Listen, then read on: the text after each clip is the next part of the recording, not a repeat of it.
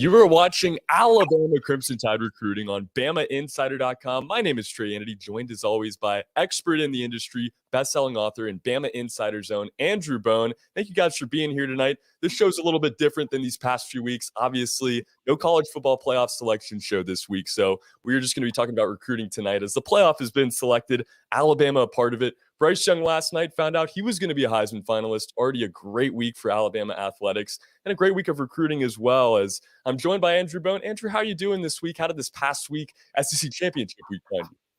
That was a good week. Obviously, Tide rolled in Atlanta, which I don't know if anybody outside of Tuscaloosa or outside of Alabama Nation believed in the Tide, but they ended up winning.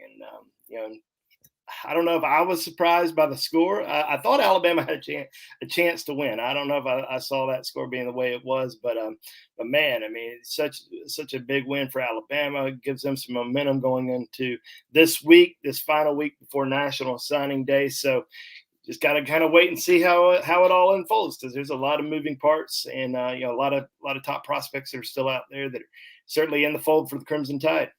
No doubt about it. Impressive win for Alabama and a great recruiting battle between Georgia and Alabama at all times. We've seen some historic ones over the years there, but great for Alabama to get the win, get the SEC championship, and move on now into the college football playoff. And Nick Saban, his schedule never stops. Even though they have a little bit of a break here before that semifinal game, he's making his cross-country tour right now, along with the rest of the Alabama coaches. Visited Shemar James, Kendrick Law as well. I believe Anthony Lucas yesterday out in Arizona. And earlier today in California, of course, going to see Domani Jackson along with Ernest Greene. Talk about how these trips went for the coaching staff and where these guys stand now with Alabama. Yeah, it's recruiting week. I mean, this is everything that Nick Saban loves. He loves to go out on the road, loves to sit down with coaches sit down with players. And this is something that didn't happen last year. And we've talked about this throughout the year.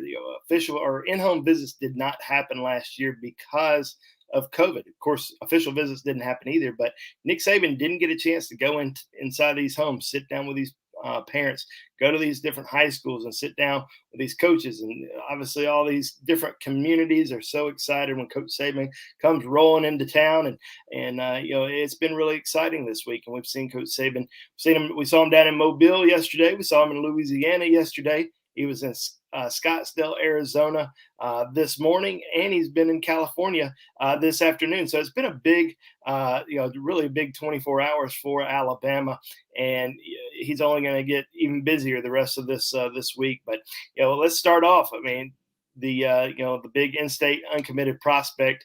One of the big uncommitted prospects is Shemar James, a newly minted 5-star recruit on Rivals.com this week. Just moved up to number 12 overall, just right behind Jeremiah Alexander, Alabama commitment, who moved all the way up to number 4 overall in the country. So, two big moves for two in-state recruits. And with Shemar James, he actually told me on Sunday night that Coach Saban was coming in on Thursday to visit with him, but instead came in yesterday, had a great visit with him at his high school. And, there was a lot of excitement down there. And, I certainly think that Alabama has, really made a strong move for Shemar James over the course of the last few weeks. Pete Golding went down there last week to do an in-home visit with him at his house. So this is certainly becoming a very intense recruiting battle. This is a former Florida commitment that, with Alabama, being that in-state school that's really been there from the get-go, I certainly think that Alabama's got a great chance with him. Now, there's a few schools really trying to fight to get him in for this last weekend before signing day. Georgia, that's kind of been the school that everybody's been expecting him to visit. He announced that he was going to visit Georgia, but Texas A&M was supposed to get him on campus last weekend. He ended up not visiting. They're trying to get him in this weekend. Florida's trying to get him back in Gainesville with this new coaching staff, even though, doesn't have a really great relationship with this new staff. He was committed to Florida for a reason at one point, and they're trying to get him in for a visit. So we'll kind of see what happens. I don't think he's made a final decision just yet on where he's going to visit this weekend. We may not even know until Friday when he shows up on campus somewhere, but I certainly think that Alabama, they're going to be in it all the way until the end. It's going to be a pretty intense recruiting battle for Shemar James, and certainly somebody that Alabama would love to add.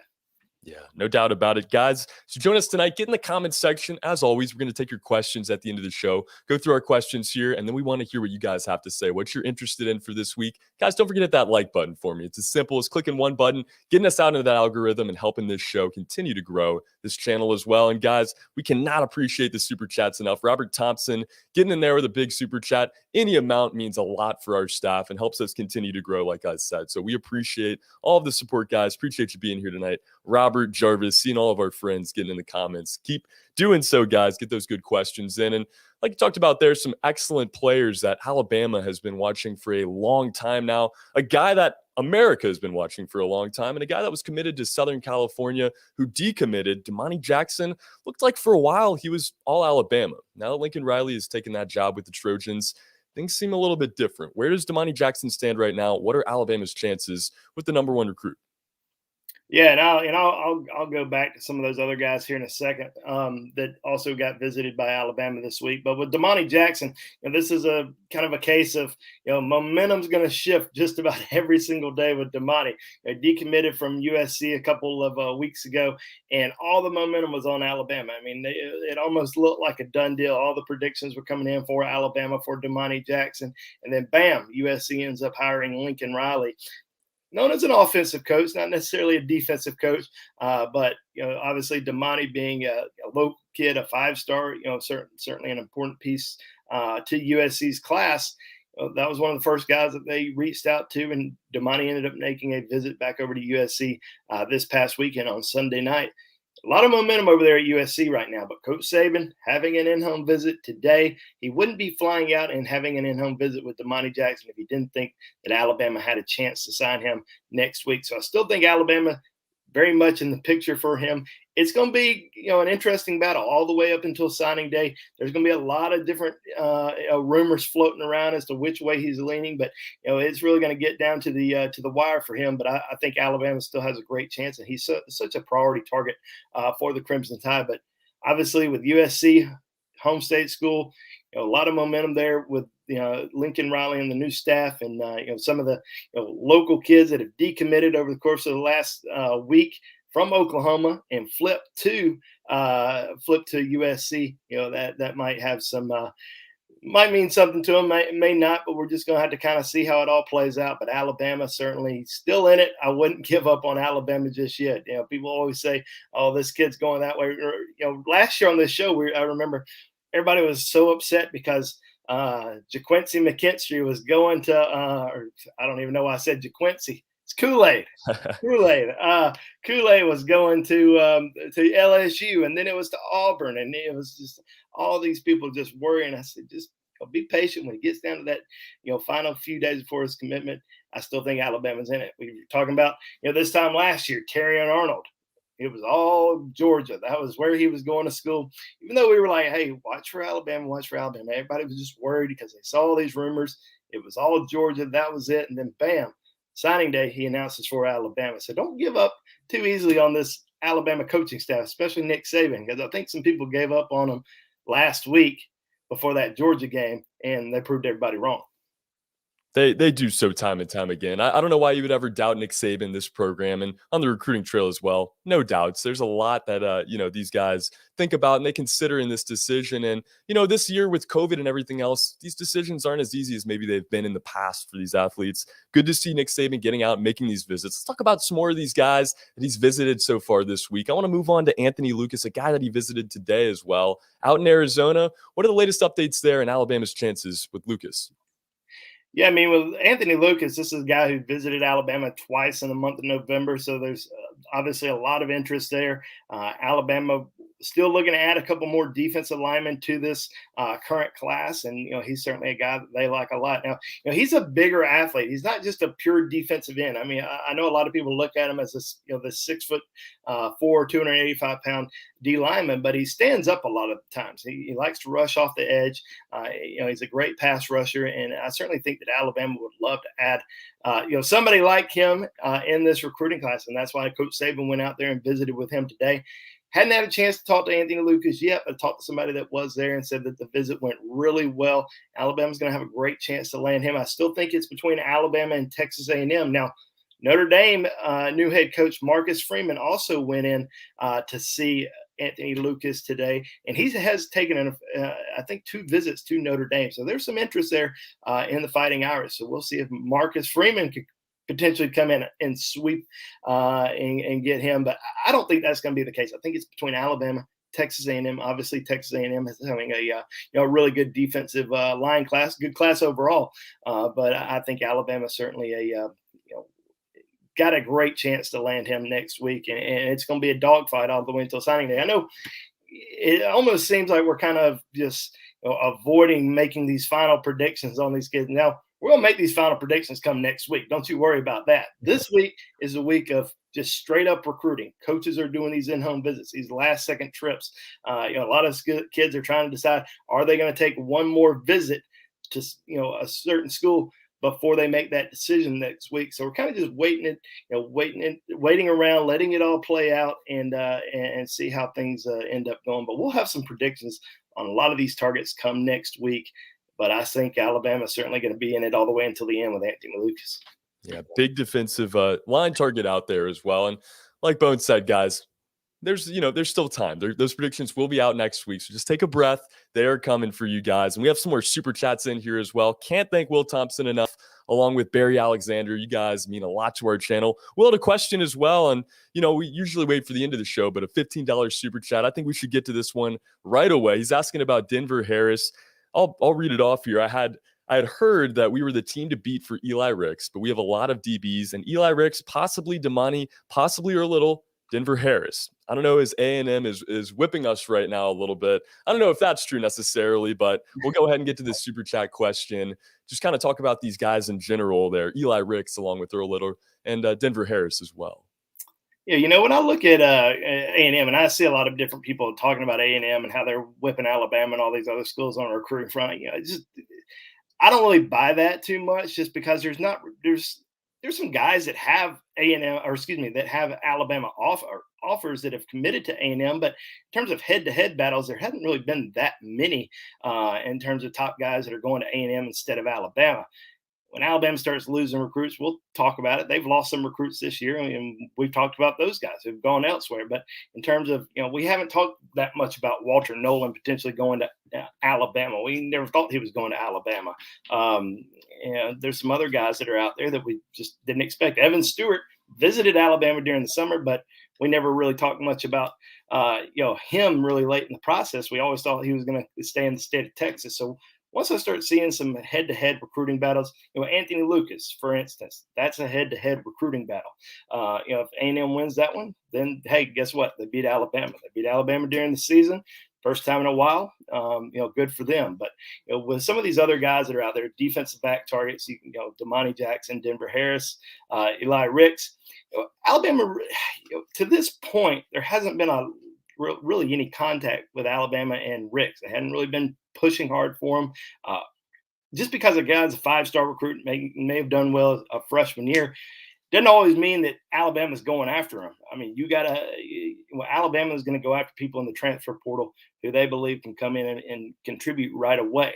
I'm not saying that he can't, but also feel like Alabama's very confident in the young talent that they currently have. Now, we'll have to wait and see on Ricks. I mean, I think that, they could possibly get in it. And there's been a lot of talk on different message boards and different reports that have come out that it's Alabama and Georgia or Alabama and USC in it for Ricks. But Alabama really just hasn't made that strong push. Now, there is one guy in the transfer portal that I do believe Alabama has a very strong interest in, and that's Jahmyr Gibbs, the former Georgia Tech running back. I think Alabama certainly has got a great chance to get him, but with Eli Ricks, I'm just not seeing it just yet. Once if we start hearing something else on him, we'll talk about it. But I really do think Alabama fans at this point, need to kind of slow down on talking about Eli Ricks. And I think these stories that are coming out that people are, I'm not saying they're fabricating these stories, but I think that, I think that people are saying, hey, we're interested in these schools, but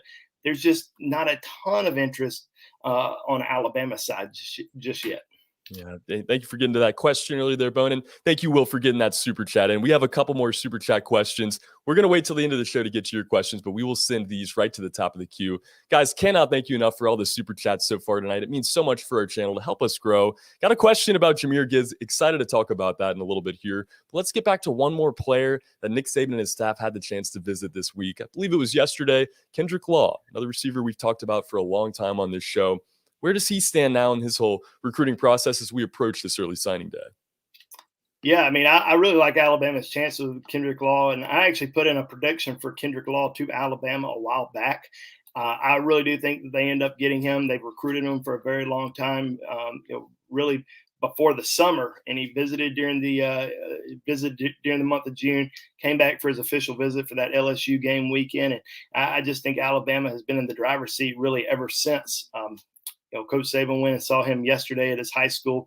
I saw some pictures online from that visit. So as of right now, I do think Kendrick Law ends up at Alabama. Texas is still in the mix. I know with the new coaching staff at LSU, I'm sure they're probably going to try to reach out, but I just don't see him going to LSU at all. There's some other Louisiana guys at Alabama's recruiting that could potentially end up at LSU, but Kendrick Law is not really one of those guys that I feel like. I think it's going to end up being Alabama or Texas for Law, and I'm strongly favoring Alabama with him. Yeah, certainly so. Guys, keeping those questions in. We're going to get to them in just a little bit here. Hit that like button, and guys, keep getting in the comments. I want to know your thoughts on Will Anderson Jr. But I know you were a little bit upset. Twitter Nation, everybody in Alabama Nation was as well last night. Kind of a robbery there for the Heisman finalist on Will Anderson. Let us know what you think, guys, in the comments as we continue with our show here tonight. Ernest Greene, another guy that Alabama visited this week, and a guy that you thought was leaning Georgia for a while. You've recently put in another prediction for Ernest Greene. What changed since the last time you made a prediction on Greene, and where do you think he stands at this point in his recruiting process? Well, I think Alabama's been trying to find that fourth offensive lineman in this class. And, they've had some big guys that have visited campus over the course of the last couple months. Keontae Goodwin, the Kentucky commitment. You had Devin Campbell out of Texas. Julian Armella also took an official visit to Alabama. I was kind of leaning more towards, it was going to be one of the guys between Keontae Goodwin and Devin Campbell who they were really going after, who they were going to really have a good chance. Now, I wouldn't say good chance, but had a chance to potentially land. But then they were able to get Ernest Greene on campus for an official visit for the Arkansas game weekend. And that was a big visit for him because Alabama had been trying to get him on campus since the summer. They'd always kind of liked his film, and they just weren't able to get him on campus during the summer. They like to get kids on campus so that they can evaluate them, so that they can see them. They can get those accurate height and weights on these kids because sometimes you just don't know how accurate they really are. So Alabama finally went out, had a chance to see him during the football season. Holman Wiggins, Alabama's wide receivers coach, who's the West Coast area recruiter for Alabama, went out and saw him. They were able to get him on campus for an official visit, kind of explained everything to him. Hey, we've always liked you a lot, but we really needed to meet you in person. That's just kind of how the process works at Alabama. You can't just really offer a guy and say, hey, commit whenever you want. You don't even have to visit. They want to see these kids. So he ends up coming back to Tuscaloosa last Thursday, for an unofficial visit, spent a little bit more time on campus and spent time with the coaching staff, and then traveled to Atlanta. Didn't go to Georgia. A lot of people thought he was going to go over to Athens and visit Athens on Friday, but did not go to Athens. Went to the SEC championship game. And obviously, Alabama had a great showing. The offensive line was, very dominant in the game, and I think he really enjoyed that a lot. Really liked seeing that. And now, Coach Saban out in California today, not only visiting Domani Jackson, but also visiting Ernest Greene. And I think as of right now, this is going to be that fourth offensive lineman in Alabama's class. So I went ahead today, entered a prediction for Ernest Greene to Alabama. I know that there's some heavy Georgia predictions there on his profile page, but a lot of those predictions, a couple months ago. So I think some things have kind of shifted in Alabama's favor. Now, is Georgia still in it? Absolutely. And they're going to be in it all the way until signing day. But if I made a prediction today and, likely next week, I think it's going to be Alabama. Yeah. And it's so interesting, like you said, goes to Atlanta this weekend, doesn't visit Athens. Could be a telling sign. We're going to keep an eye on the recruitment there as well. And guys, if you haven't been to BamaInsider.com to check out Andrew Bone's work, you have to. There's incredible stuff out right now. And you had a story out recently with the father of Shaz Preston, Sean Preston, another receiver we've been covering for quite some time, and a kid out of Louisiana. Alabama's obviously had some success in the state there, in the boot of Louisiana. What are Alabama's chances with Shaz Preston? He's set to make an official visit to Tuscaloosa this weekend. I spoke to, like I said, I spoke to his father today, and I certainly think that Alabama is in that, top group right now. He has the top four: Alabama, Georgia, LSU, and also Texas. The sense that I got after speaking to his father that it's kind of a Alabama Texas recruiting battle. Coach Sark and his staff went in home last week. Pete Golding went in there yesterday, and I think things went really well.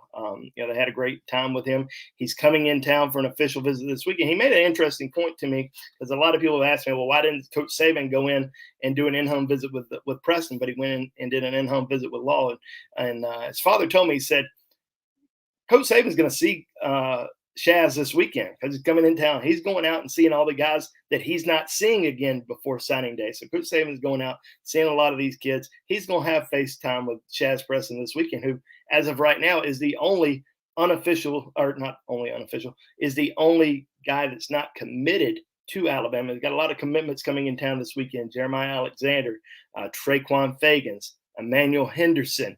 So got some of the Tide's top dogs coming in town this weekend. They'll be around Shaz all weekend. I'm sure they're going to be trying to recruit him. Now, one thing I'm kind of watching pretty closely now is LSU just hired Frank Wilson, who used to be an ace recruiter for the Tigers down there in Baton Rouge, and he's landed a lot of top players throughout the years for the Tigers, and knows a lot of people. And so I think, as of right now, he's probably going to be targeting a lot of these top guys in the boot, like Shaz Preston, and certainly going to be a guy that they're going to go after. Wouldn't be surprised they reached out to Aaron Anderson, Alabama commitment, who flipped his commitment from LSU from New Orleans, and he's certainly a guy that a lot of people know down there and respect and have a good relationship with. So we're going to be watching that one pretty closely over the course of the next week or so. Is it too late for LSU to get in it with some of these guys, or are they going to be able to make a move over the course of the next week? It's very possible. Yeah. Brian Kelly making the move from Notre Dame down to LSU there. And, so many coaches in this past week, these past couple weeks, making moves all over. We see Brent Venables going to Oklahoma now, of course, Lincoln Riley out to USC, and Mario Cristobal now headed down to Miami. Now, Alabama does have some in-home visits set with Marvin Jones Jr., Earl Little Jr., headed back to South Florida for these trips. Do you think Mario Cristobal's move to South Florida has influenced these guys, maybe pulled them away from Alabama's influence? With Marvin Jones Jr., probably not. I mean, he's a new 5-star on Rivals. I think, the only really in-state program that he's been interested in is Florida State. Now, he is currently on an official visit at USC, and he's scheduled to go to Georgia this weekend. I've seen some predictions in there today for Alabama for Marvin Jones Jr., but I'm not really ready to predict him to Alabama just yet. I think Alabama is certainly a strong contender, but I'd like to wait until after these official visits, kind of see where his head's at, because he has visited Georgia before, hasn't visited USC, but Lincoln Riley is a really close head coach with him right now, and recruited him heavily to Oklahoma.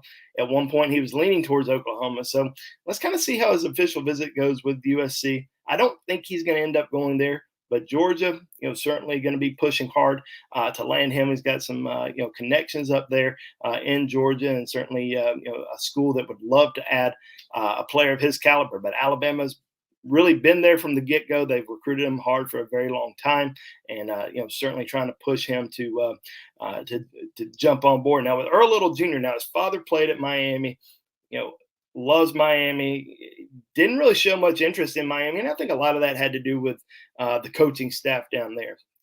He did like Oregon. Oregon was a school that was in his top group, and a lot of that had to do with Mario Cristobal. That being said, I do think Alabama's still in pretty good shape with him. Be surprised if he ended up at Miami kind of late in the process. Alabama's been the heavy favorite from the get-go for Earl Little Jr. I just don't see him ending up at Miami. I think he's still Alabama lean, but Miami's certainly going to try. I mean, why not? Why don't you go after a lot of the top players in the South Florida region? If you're Mario Cristobal, and you know he certainly will. He definitely will. Got him in their backyard. So crazy to look at the state of Florida right now in football. Of course, a new coach at the University of Florida, along with Miami and Florida State, still trying to figure things out up there in Tallahassee. Going to be interesting to watch. And as always, it's very interesting to watch the surprises. We were asked about it, I think, at the end of the show last week. What was the biggest surprise that you ever had, or maybe the most exciting commitment you ever had while you've been covering recruiting? Well, who do you see surprising everybody this season? It was Kamar Wheaton, who we thought was a lock to Oklahoma last year, and some other guys in the past, the Keanu Kotz of the world, JoJo Earl, Jaden Roberts, these guys. Who's going to be the big surprise in 2022 joining the Crimson Tide for next season? People always ask me every single year, who is Recruit X? And let me tell you the backstory on Recruit X. Back in, I think it was 2009, we got wind of a recruit that was going to flip to Alabama from LSU, and that was Kenny Bell. And so I was working for the Tuscaloosa News at the time, and we posted on our site, had all the different guys, whether they were signed or committed. We would change it. We'd flip it to sign once they signed their letter of intent.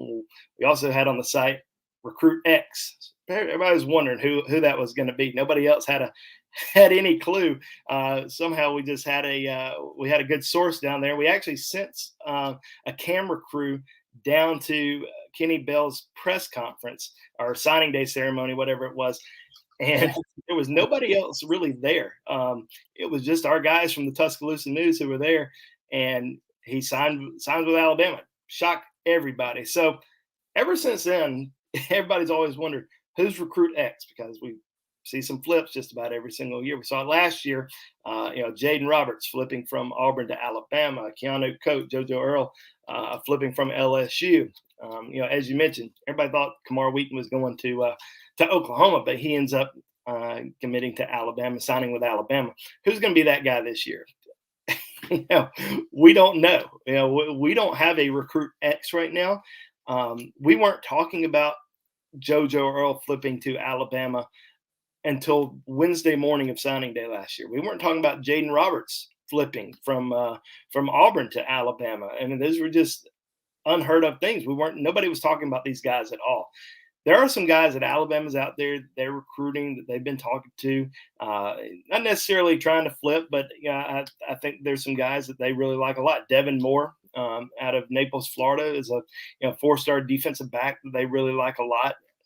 Right now I wouldn't predict him to Alabama, but he's a guy that they really like a lot. They would love to try to get. He might wait till February to make that final decision, so he may end up making an official visit to Alabama sometime in January. So that's somebody that we're going to be watching closely. Kelvin Banks is a big 5-star, number 1 offensive lineman in the country out of Texas. He decommitted from Oregon yesterday. Alabama's always had this really high interest in him, and has always tried to, try to see if they could get in on it with him. When he put out his top 7 back in the spring, and I knew he was one of the Alabama's top targets, but for some reason just never really showed much interest. He just decommitted from Oregon. We'll see if he holds off and makes decides to wait until February. Texas A&M probably feels really good about him. Texas is probably feeling, like they have a good chance. So it's probably a Texas battle, but, we're hearing some things that Alabama at least still has interest in him, would like to try to see if he's going to wait it out. If he decides to wait it out, they may bring him in for an official in January, but just a kind of a wild card. Not somebody that I'm expecting, but, just another name that's still kind of out there in the wind. There's probably going to be some more names that pop up over the course of the next couple days that may end up. There was one guy, AJ Allen, something like that, that's committed to TCU. Running back, there was some talk that he was going to come in for an official this weekend. He's not going to come in. I think Alabama's kind of slowed down on their pursuit of him, but there's probably some other guys that are going to get seen by Alabama at some point this week, and you never know what may happen next Wednesday morning. You never know who's going to be Recruit X this year. Going to be very fun to watch. Guys, we got one more question before we tackle yours in the comment box. Thank you for being here. Got some last minute questions. Get them in. We're going to get as many as we can on the show tonight. Hit that like button. Help keep this show going. Really on the other side of that coin, Bone, who are you worried about for Alabama? Who's on flip watch? We see Jaheim Otis visiting the Mississippi schools, along with Robert Woodyard, who hasn't made a return visit to Tuscaloosa. Is there reason to worry with these two guys? And who else is on flip watch at this point?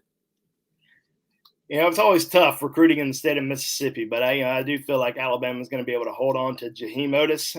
He's going to be in Tuscaloosa this weekend, so I just don't see him flipping. I think he's pretty solid with the Crimson Tide, even though he did take a visit over to Ole Miss this past weekend. I just think that he's going to be a part of Alabama's recruiting class. So I'd be shocked if he ended up going elsewhere. Robert Woodyard.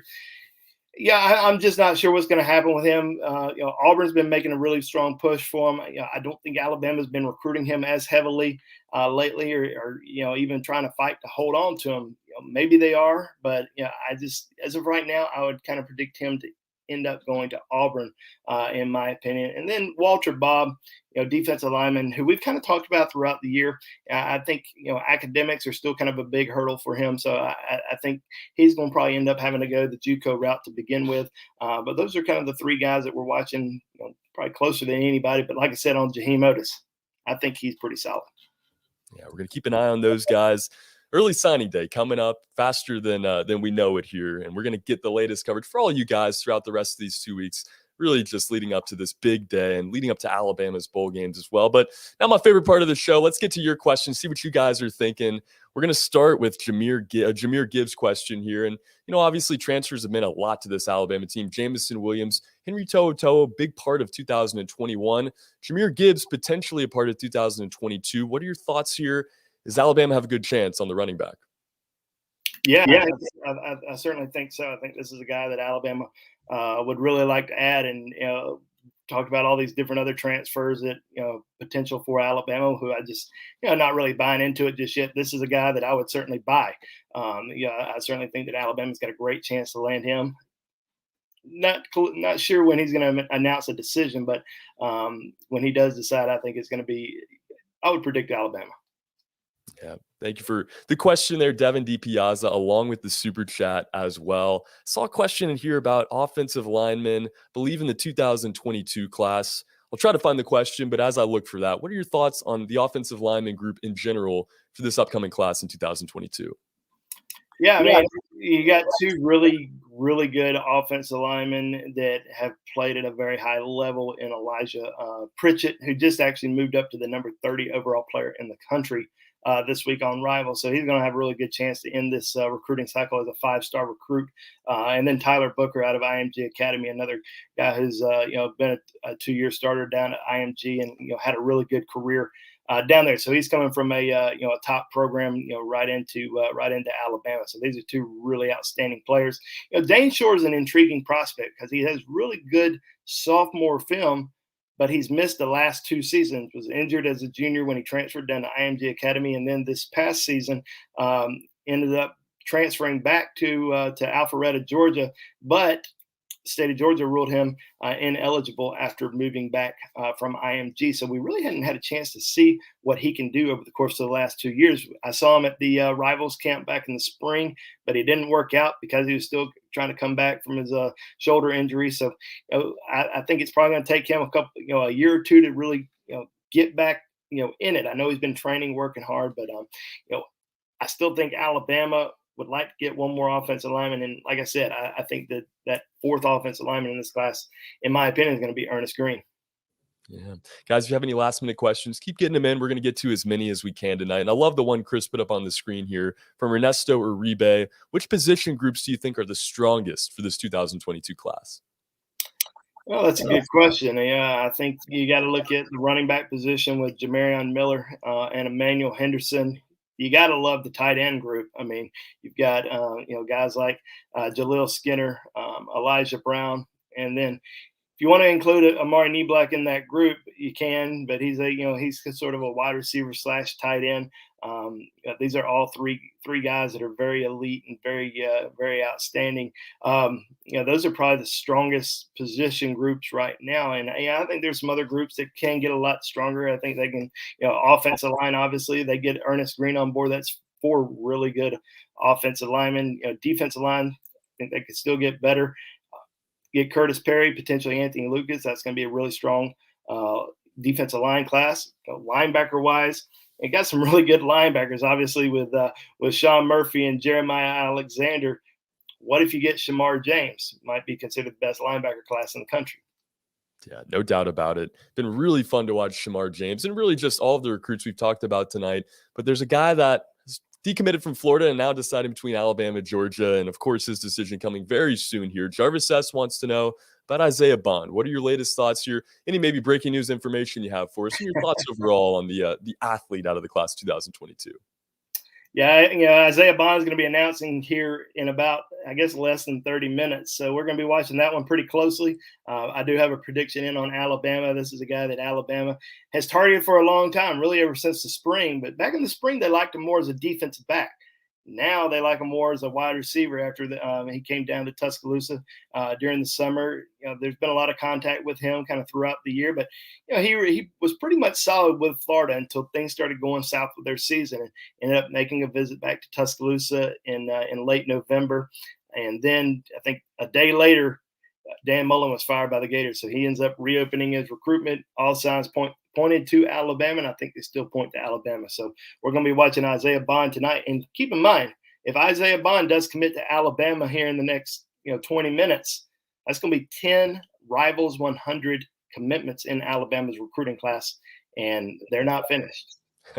That is just unthinkable, especially after the 21 class that was, maybe the greatest of all time. Adding Isaiah Bond would be a big deal to get that number 10 in the Rivals 100. And guys, keep hitting that like button as we begin to close out the show tonight. We're going to have breaking news throughout the rest of the night on Bond and a lot of coverage on Alabama on BamaInsider.com as well. And don't forget to check out the rest of our YouTube page. Roy Mullins wants to know, is Alabama looking at anybody from the state of Kentucky?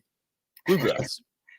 Yeah, not really in this recruiting cycle. Obviously, there's some guys from Indiana that they like Keontae Goodwin, who is committed to Kentucky. They also like Caden Curry, who they're going to be seeing on Thursday. So those are 2 guys that they really like a lot. But in terms of any guys from Kentucky this year, not in this recruiting class.